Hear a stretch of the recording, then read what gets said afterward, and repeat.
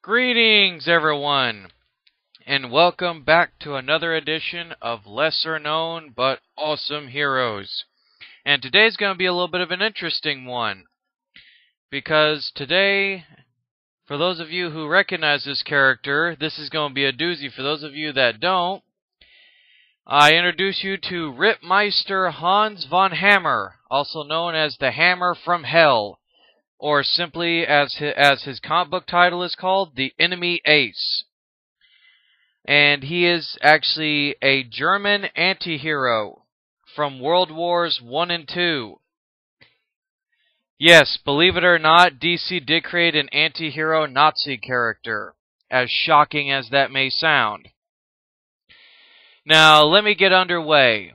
He was created by Robert Knaier, sorry if I'm mispronouncing the name, and Joe Kubert.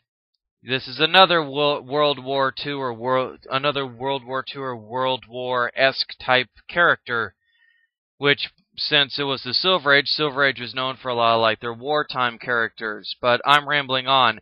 He debuted in Our Army at War number 151 in February of 1963, and would later on actually have a small ongoing series.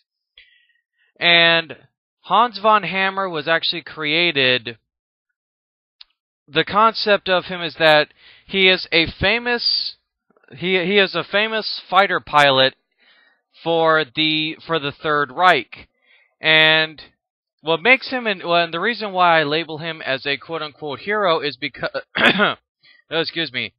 The reason why I label him a hero is simply because he is a man who was taught by his father at a very early age, because we find out a couple of issues later in learning the backstory of him that Hans comes from a rich baron-esque family, and that he is actually a baron in the German countryside, and that he lives in and that his family has a castle estate that has been there for generations. And however, he was taught at a very early age by his father in everything. He was a master fencer, good hand-to-hand combatist, a crack shot. But the biggest thing about Hans that makes him a very interesting and complex character is the fact that he was taught honor and chivalry, and he uses this throughout his entire career. Although he is a German fighter pilot, he is actually well respected by some of the aviation. Take two. Sorry about that. I'm getting ahead of myself. He's well respected by some of the Allies' best aviators because he is known as a man of honor. A great example of this is that he shoots down a British aerial infantry plane after the pilot had lost ammo. And another great interesting trait of Hans is that he is haunted by all the deaths that he causes. He believes that war causes nothing but suffering and pain. And this, in my opinion, makes him a very complex and interesting character, as I say.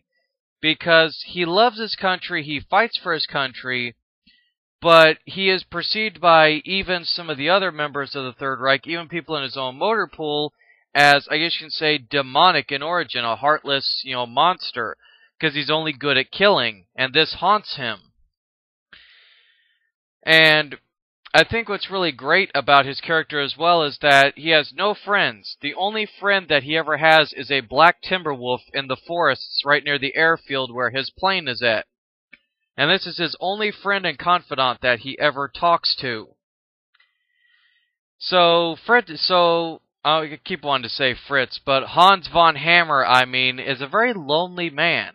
He's a very lonely character, and in a way that makes him sympathetic, despite, him being, and the whole purpose of Enemy Ace really was just to kind of show the Nazi side of the war, but yet take a character like Hans and show that, not everything was black and white, for the Nazis. There were a few that really disagreed with Hitler's, ideals, and Hans was one of them. There have been a couple of occasions, supposedly, where I've read that Hans actually had freed a couple of Jewish captives from concentration camps. and a couple of POWs that weren't being, treated fairly. So this goes hand in hand with, like I said, him being a man of honor. And anyway, I told you guys this story and I need to really finish it, but he shoots down this British aerial infantry plane. And the biggest thing about it is that he would be challenged to aerial duels. Like gentlemanly duels. Pretty much anybody who's seen like these old-time classic movies, they always have the gentlemanly duel where two guys draw a pistol, they do 10 paces and then fire at each other. Imagine that, but with like triplanes and all that stuff. It was basically an aerial duel of honor and gentlemanliness. And every time somebody would drop a boot with a note challenging Hans to a friendly competition, who's the better man in the airways. And right after his plane had been moderately damaged and he had run out of gun arrow for his twin machine guns on his plane, he actually goes up and fights the actual colonel of the British aerial infantry, and literally using nothing but evasive maneuvers, actually manages to dodge all the gunfire from this British colonel's machine guns, and then eventually the British colonel realizes that Hans has no ammo, that he was just dodging and weaving as a matter of honor. And he ends up letting Hans go. And there are many scenarios like this throughout Hans's books, where his honor and chivalry would be tested. And let's see, what are some other things that I can note here?